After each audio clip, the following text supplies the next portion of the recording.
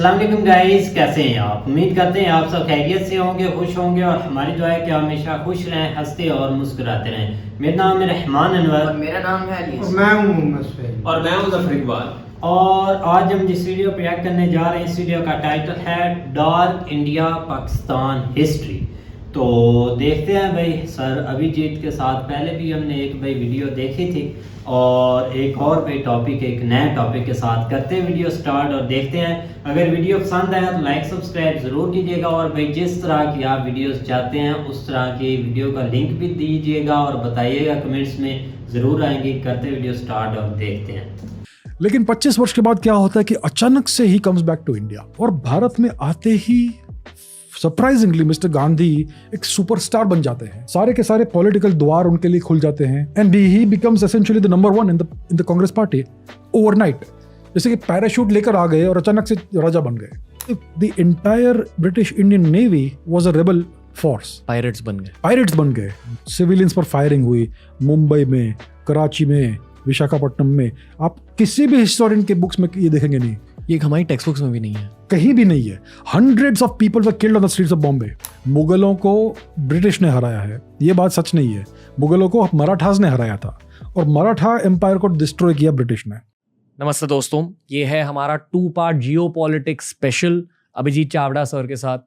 Indian और Pakistani history को ध्यान में रखकर हमने जियो पॉलिटिकल स्पेशल बनाया है। अभिजीत चावड़ा के एपिसोड्स हमेशा सुपरहिट एपिसोड्स होते हैं TRS पर। ये वाला एपिसोड और इसका सीक्वल एपिसोड थोड़े इंटेंस है, थोड़े ज़्यादा हैवी है, तो शायद कुछ लोगों को ये ऑफेंड कर जाए, पर सच हमेशा कुछ कुछ लोगों को ऑफेंड कर देता है।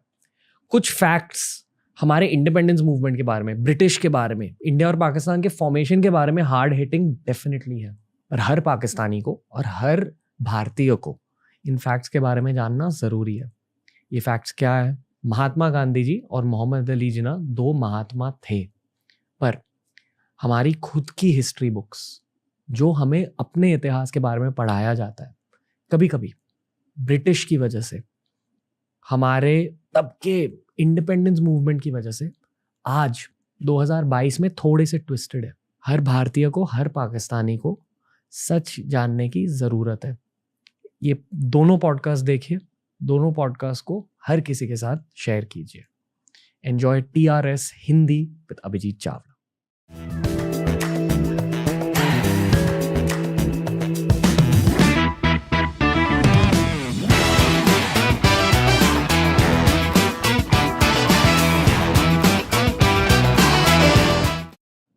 नमस्कार Abhijit Chavda sir, the Ranveer show Hindi में फिर से आपका स्वागत है। धन्यवाद, thank you for having me. Sir, पहले तो मैं ये कहना चाहूँगा कि आपके हर पॉडकास्ट में सुपरहिट रिएक्शंस हमें मिलते हैं। इनफैक्ट पाकिस्तान में भी इस पॉडकास्ट पर बहुत सारे लोग रिएक्ट करते हैं। अच्छा। हाल ही में मैं दुबई गया था, जहाँ बहुत सारे पाकिस्तानी भाई बहन मिले। बिल्कुल हमारे जैसे ही होते हैं, बहुत ज़्यादा वार्म लोग होते हैं। एंड आई फील कि इंडियन पाकिस्तानीज एक ही जैसे हैं। बहुत भाईचारा है उनके बीच, outside of the border, outside of politics, outside of the governments. इस एपिसोड की थीम है इंडिया और पाकिस्तान की स्टोरी, यानी कि history, pre independence, post independence history, war history और शायद फ्यूचर। बहुत काइंड ऑफ डेंजरस थीम है ये, मैं जानता हूँ। कुछ लोग ऑफेंड हो जाएंगे, तो लोगों के ऑफेंड होने से पहले मैं ये कहना चाहूँगा कि सॉरी। और दूसरी चीज़ ये कहना चाहूँगा कि यार, this is not a reflection of the civilians. अगर आप सिविलियन हो, अगर आप इस पॉडकास्ट को सुन रहे हो, प्लीज़ ऑफेंस मत लीजिए। इस पूरे पॉडकास्ट को एक जियो पॉलिटिकल नज़रिए से देखिए, यानी कि ऑब्जेक्टिव नज़रिए से, यानी कि डिटैच्ड, यानी कि इसे एक मूवी की तरह देखिए। कि डोंट टेक इट पर्सनली, इसमें कोई पर्सनल एंगल नहीं है, हम इसको हाई लेवल जियोपॉलिटिकल एंगल से देख रहे हैं, दैट्स ऑल इट इज। क्योंकि बहुत सारे लोग बेसिकली जब आप रिलीजन के बारे में बात करोगे, पॉलिटिक्स के बारे में बात करोगे या देश के बारे में बात करोगे, ये 3 टॉपिक्स लोगों के लिए बहुत सेंसिटिव होते हैं और लोग इन टॉपिक्स पर रिएक्ट करते हैं। तो जो भी चीज़ें आप इस पॉडकास्ट में सुनोगे, उन चीज़ों के बारे में सोचिए। बस यही कहना चाहूँगा। अभी शुरुआत करेंगे सर, प्री इंडिपेंडेंस एरा से स्टार्ट करते हैं, या चलो प्री इंडिपेंडेंस से भी पहले, ब्रिटिशर्स के आने से पहले अफगानिस्तान, पाकिस्तान, इंडिया, बांग्लादेश, नेपाल भी, शायद श्रीलंका भी एक ही कंट्री थी जिसका नाम था भारतवर्ष। ओके। सो हम एक सिविलाइजेशन है, सिविलाइजेशन मतलब संस्कृति, जो पूरा जो ये ज्योग्राफी है उसके ऊपर स्प्रेड है हम। तो पुराने ज़माने में, पुराने दिनों में, बिफोर ये सब इन्वेजन्स हुए तुर्कों के, उसके पहले गांधार से लेकर श्रीलंका तक, मालदीव तक, और आज का जो बलूचिस्तान है जी, वहाँ से लेकर आज का जो बांग्लादेश है और नॉर्थ ईस्ट ऑफ इंडिया, उतना सब भारतवर्ष में इंक्लूडेड था। उसके उपरांत इंडोनेशिया और ये साउथ ईस्ट एशिया जो है वो भी इंडियनाइज्ड कल्चर्स थे। हिंदू थे पहले, फिर धीरे धीरे बुद्धिस्ट हो गए। एक्चुअली एक ही बात है। सो हमारा सिविलाइजेशन बहुत वास्ट था।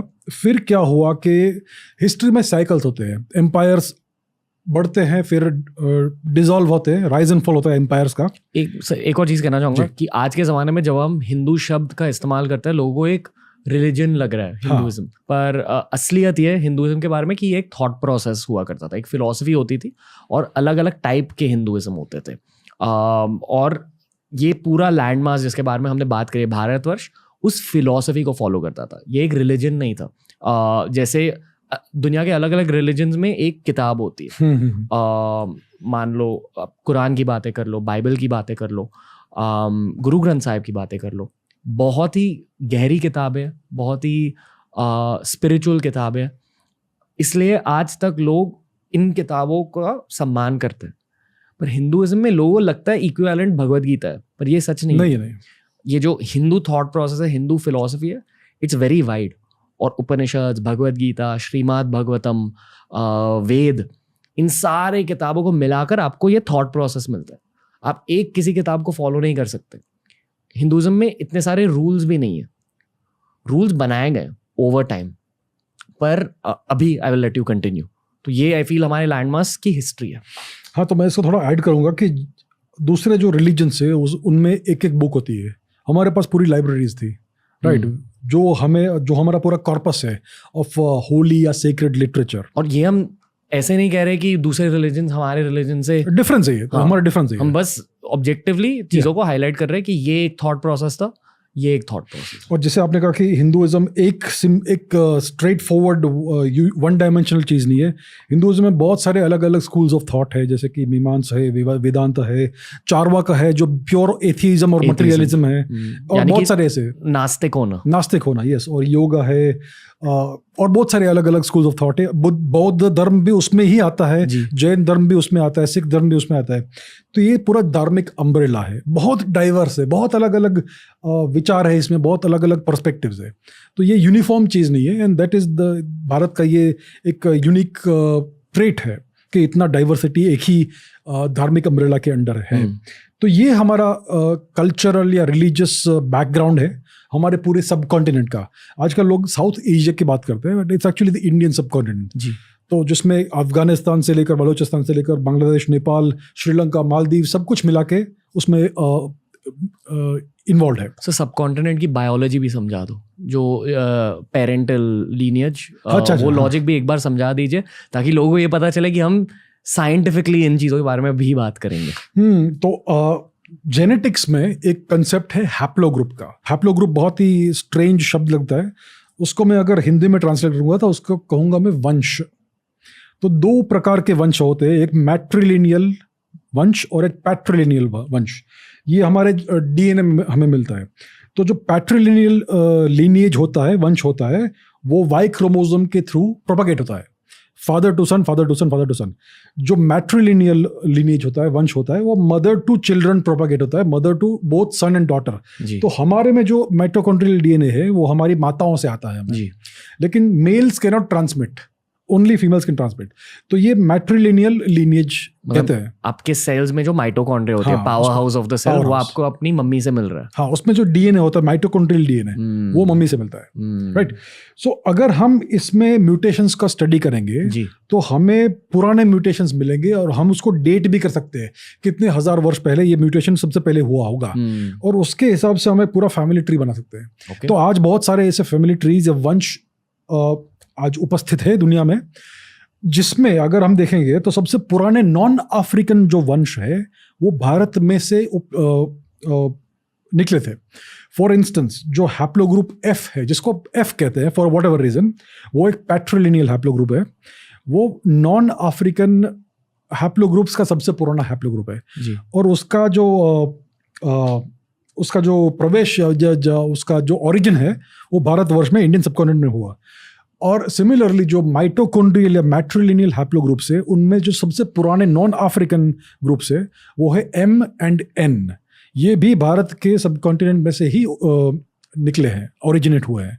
विच मीन्स कि जो सबसे पुराने लीनेजेस है नॉन अफ्रीकन, वो सब इंडियन ओरिजिन लीनेजेस है। और यहाँ से सब इंडिया में से सब जगह पूरे दुनिया में 60-70,000 वर्ष पहले ये माइग्रेशंस हुए और उसके बाद दूसरे हैप्लो ग्रुप्स उसमें से बाहर निकल गए। पर जैसे एंशिएंट हिस्ट्री में कहा जाता है कि अफ्रीका से पूरी वर्ल्ड में माइग्रेशन हुई। हाँ, तो मैं ये अज्यूम कर रहा हूँ कि अफ्रीका से मानव जाति निकली और फिर गल्फ में थोड़ी सेटल हुई और फिर इंडिया आई।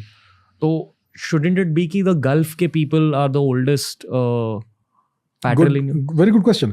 तो क्या हुआ था कि जब आउट ऑफ अफ्रीका माइग्रेशन हुआ था, which is believe to be around 70-80,000 वर्ष आज से पहले, तो वो जो बाब अल मांगदेब स्ट्रेट है between present day Ethiopia, Djibouti and Arabian peninsula, वहाँ से हुआ था ये मोस्ट लाइकली।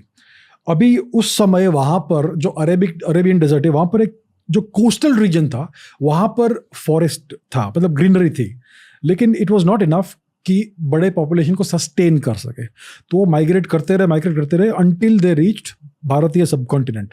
अब भारतीय सबकॉन्टिनेंट मैसिवली फर्टाइल रीजन थी और बहुत बड़ी रीजन थी, तो यहाँ पर आप बड़ा पॉपुलेशन स्थापित कर सकते थे। इसकी वजह से, इसके लिए Indian subcontinent original out of Africa founders zone बन गया। यहाँ पर सबसे पहला सेटल्ड पॉपुलेशन सेटलमेंट हुआ और कुछ वर्षों तक यहाँ पर पॉपुलेशन बड़ा होगा। और फिर जब पॉपुलेशन बढ़ने लगा तो भारत से अलग अलग जगहों पर माइग्रेशंस होने शुरू हो गए। ये बहुत लंबा प्रोसेस है, एक हफ्ते में नहीं हुआ, एक महीने में नहीं हुआ, ये सदियों की बात है, हजारों वर्षों की बात है। लेकिन सबसे पुराने जो हैप्लो ग्रुप्स है non African, out of Africa वाले, वो भारत में से पैदा हुए हैं। तो ये स्टोरी है। So the oldest story out of Africa की भारत से शुरू होती है। और जैसे हम पाकिस्तान की बात कर रहे हैं, इंडियन सबकॉन्टिनेंट की, तो जेनेटिक स्टडीज ने बार बार ये बताया है कि भारत में जितने भी लोग हैं, इंक्लूडिंग अफगानिस्तान, गांधार के लोग एंड एटसेट्रा, सबका जेनेटिक्स मोर और लेस सेम ही है। एक ये एक मिथ है, आर्यन इन्वेजन मिथ या आर्यन, आजकल उसको आर्यन माइग्रेशन मिथ बोलते हैं, कल टूरिज्म बोलेंगे, फिर पिकनिक बोलेंगे, लेकिन जेनेटिक्स हमें बताता है कि नॉर्थ इंडिया और साउथ इंडिया के लोग जेनेटिकली मोर और लेस सेम ही है। भारत में बहुत जेनेटिक डाइवर्सिटी है, लेकिन यूनिफॉर्मिटी बहुत है। ओवरऑल यूनिफॉर्मिटी के अंदर डाइवर्सिटी है। जैसे हम बोलते हैं ना भारत में कि यूनिफॉर्मिटी डाइवर्सिटी, कल्चरली जेनेटिकली भी वही है। तो आप अगर एक कश्मीर के व्यक्ति का जेनेटिक्स देखेंगे और आप अगर कर्नाटक या तमिलनाडु का देखेंगे, बहुत सिमिलर होगा। सर, तो इंडिया और पाकिस्तान की कहानी कहाँ से स्टार्ट करें? क्योंकि इंडिया पाकिस्तान थीम पॉडकास्ट है।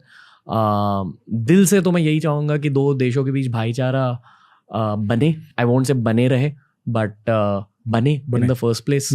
तो हम इस पॉडकास्ट के थ्रू ये कोशिश नहीं कर रहे कि एनिमिटी या दुश्मनी पैदा हो, but in saying that such जानना भी ज़रूरी होता है। तो आप हिस्टोरियन हो सर, और आपने जितनी भी किताबें पढ़ी है, I would allow you to start the story जहाँ भी आपको सही लगे। शायद मे बी मुगल एरा से स्टार्ट करते हैं कि तब पाकिस्तान में क्या हो रहा था। तो ये जो पूरा कॉन्फ्लिक्ट है, it is essentially religious and cultural conflict. ये पूरा कॉन्फ्लिक्ट धर्म मजहब के बेसिस पर हुआ है जी। पार्टीशन धर्म और मजहब के बेसिस पर हुआ था। तो इसके रूट्स 1000 वर्ष के आसपास के पहले की बात है। विद द पहले अरबिक इन्वेजन्स हुए सिंध में जी, और थोड़े बहुत सक्सेसफुल रहे। वो बिन कासिम नाम का एक अलेजेडली एक व्यक्ति था जो आया था और उसने थोड़ा इन्वेड किया और कुछ पार्ट सिंध के कॉन्कर किए। उसके बाद सेंट्रल एशिया से मैसिव वेव्स ऑफ इन्वेजन आए तुर्कों के, टर्किक लोगों के, जो इवेंचुअली जिनको मुगल कहा। तो पहले दिल्ली सुल्तनत बनी और ये तुगलक आए और लोधी आए। क्रोनोलॉजी उल्टी सीधी होगी, लेकिन दीज आर द नेम्स।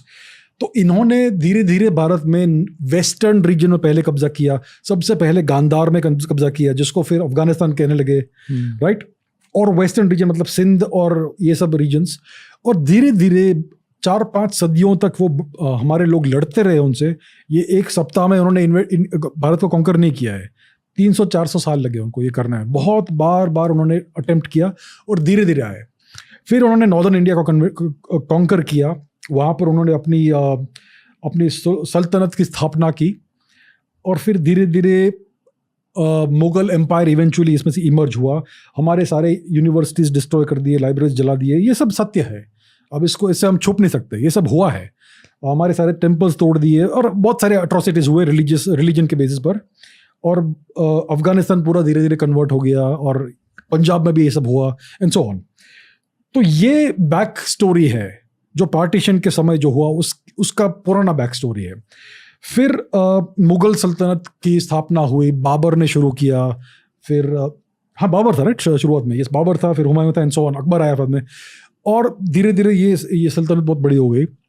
फिर 18th सेंचुरी में मराठा एम्पायर ने दिल्ली सल्तनत को डिस्ट्रॉय कर दिया, पूरी तरह से वाइप आउट कर दिया मोर और लेस भारत से, और अफगानिस्तान तक भारत को लिबरेट कर दिया मराठा एम्पायर ने।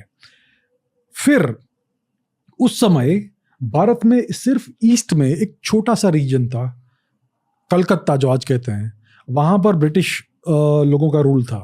अब इन्होंने धीरे धीरे अपना मैं बहुत फास्ट फॉरवर्ड कर रहा हूँ, अपना टेरिटरी बढ़ाया उन्होंने, और मराठा एम्पायर में जो इनर स्ट्रगल था, इनर कॉन्फ्लिक्ट था, उसके ऊपर प्ले करके एंग्लो मराठा वॉर्स हुए, और इवेंचुअली ये जीत गए। और उन्होंने, तो लोग ऐसा मानते हैं कि मुगलों को ब्रिटिश ने हराया है, ये बात सच नहीं है। मुगलों को मराठास ने हराया था, और मराठा एम्पायर को डिस्ट्रॉय किया ब्रिटिश ने, और फिर उन्होंने अपना ब्रिटिश राज की स्थापना की भारत में।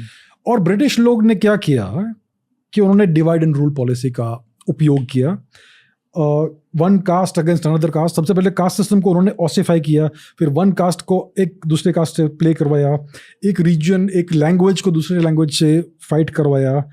फिर उन्होंने रिलीजन वर्सेस रिलीजन का ये किया। Obviously already existing fault lines थे भारत में, उसको उन्होंने एक्सप्लॉइट किया। और ये दुनिया भर ब्रिटिशर्स ने किया, हर जगह, अफ्रीका में, हर जगह, एशिया में, मतलब यहाँ तक तमिलनाडु में भी द्राविडियंस और नॉन द्राविडियंस के बीच झगड़े करवाए। रवांडा में जो हुआ ये भी इन लोग ने ही करवाया था, जो 90s में उनका जो इतना बड़ा भयानक जेनोसाइड हुआ था रवांडा में, वो सब भी उसका रूट्स भी यही है।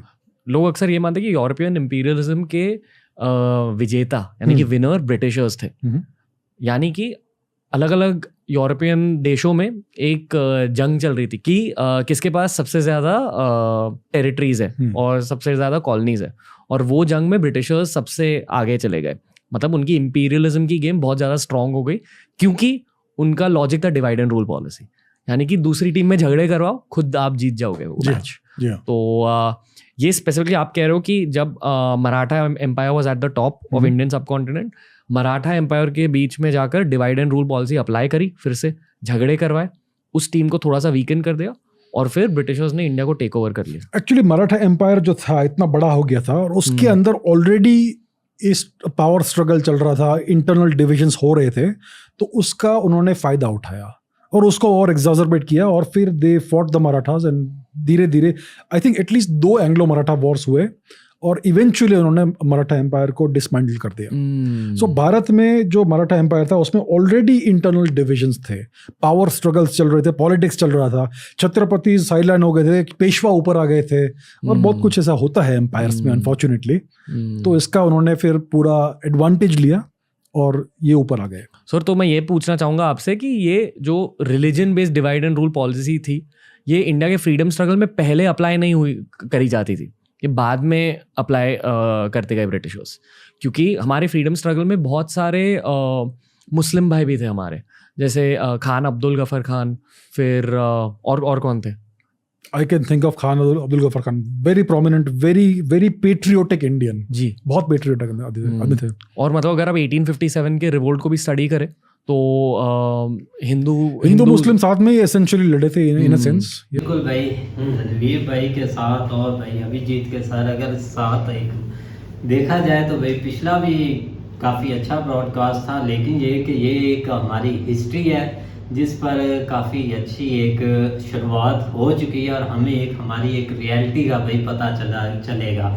तो कैसे भाई मुग़ल आए, कैसे इनको आपस में लड़वाया गया, मतलब ये कि ये सारा किया धरा तो ब्रिटिश का ही है कि जैसे देख ले कि वो एक ब्रिटिश और लैंग्वेज में ईस्ट इंडिया कंपनी। हाँ, तो वो देख ले कि एक रिलीजन पर एक भाई अपना इनकी जो लैंग्वेज है, ये चीज़ें इनमें भाई अपना इतनी अभी ज़्यादा तो एक फायदा भाई ने एक ऊपर से जो एरिया है ना वही कवर कर रहे हैं और अभी तक तो बता रहे मतलब कि एक पाकिस्तान और इंडिया की तरफ आ रहे हैं। लेकिन देखा जाए ना तो मैंने एक वीडियो देखी थी, एक भाई इधर एक हमारा था एक पाकिस्तानी, तो उससे एक एंकर ने सवाल पूछा था कि मतलब कि आप एक गांधी बोल रहा हूँ सॉरी, एक जिन्ना ने एक अलग तो आपको कर दिया, तो उसका रीज़न क्या था? उसने आगे से ये बोला कि उसने अपने फ़ायदे के लिए हमने इधर तुम दिया है, इधर ठोक कर चला गया। तो अब देखा जाए ना तो एक ठीक है, एक मतलब कि पार्टीशन हो गया जो कि हम भी नहीं चाहते, अभी एक पछतावा भी हो रहा है, लेकिन अब हो चुकी है तो अब ये तो नहीं भाई एक डब्बी है उसको ऐसे ऐसे करना और फिर से वो चीज़ें हो जानी है, और ना ही एक मतलब कि एक धरती हमारे कंट्रोल में है कि इधर से घुमाएं फिर चीज़ें हो जाएंगी। अब है चीज़ें, अब ज़िंदगी बसर कर रहा है हर कोई अपना बंदा, कोई मुश्किल में, कोई आसानी में, कोई हंसी के में, कोई रो रहा है। लेकिन जो भी है ना, एक ऐसी ये पार्टीशन नहीं होनी चाहिए थी। लेकिन हिस्ट्री अब आगे भी देखेंगे, अभी तक तो काफ़ी पॉइंट जो थे ना अभी तो क्लियर हो चुके हैं। नहीं बिल्कुल, मेरा पॉइंट ऑफ व्यू तो भाई जस्ट यही है कि हमने ये जो सिस्टम थोड़ा बहुत शुरू किया ना हिस्ट्री से रेलिवेंट, क्योंकि हम तो काफ़ी अब आगे निकल चुके हैं, ये हमारे जो छोटे बेटे समझ लें या अली भाई है ना, ये असल में अभी मैट्रिक से आगे निकले हैं, तो इनके लिए ये जो चीज़ें हैं ना ये बहुत इंपॉर्टेंट है, क्योंकि अभी से ये चीज़ों को समझेगा, पढ़ेगा तो ज़रूर आगे जो है ना 2-4 को तो बताएगा ही ना, 2-4 में या कम से कम इसका माइंड सेट तो जो है ना वो तो नहीं होगा जो हमारा आज से 2 साल पहले था। हम तो काफ़ी आगे निकल चुके, लेकिन इसके लिए जो है ना वो बहुत इंपॉर्टेंट है। तो इसको हम कोशिश करते हैं कि साथ बिठा के ये चीज़ें जो है ना वो सिखाएं, ताकि इसको थोड़ा सा बैक जो है ना वो सारी चीज़ों का पता चल जाए कि असल में मुद्दा क्या था, क्योंकि हमारी बुक्स में बहुत सारी चीज़ें ऐसी वो खुल के नहीं बताई जाती। सारी बात है वो एक अपना एक सिस्टम होता है उसके तहत, लेकिन ये कि असल रियलिटी के ऊपर अगर आए तो फिर बहुत सारी चीज़ें जो है ना वो सामने आ जाती हैं। सही बात तो है। बाकी अभी वीडियो के हवाले से भाई उन्होंने अभी तो हमें ऊपर से घुमाया जिससे मराठा एम्पायर जो है ना, उसके बाद जो है ना वो जिस तरह ब्रिटिश इंटर हुए, उन्होंने क्या किया, उनको एक जो है ना वो जड़ मिल गई। जड़ यही उनको मिली कि जिन आपस में लड़ाना, कुछ खानदानी दुश्मनियां पैदा करो, कुछ जो है ना वो नस्ली जो है ना वो जो है ना वो तस्बात जो है ना वो पैदा करो, और उसके अलावा खास कर जो इम्पोर्टेंट उनके पास हथियार था ना वो था रिलीजन।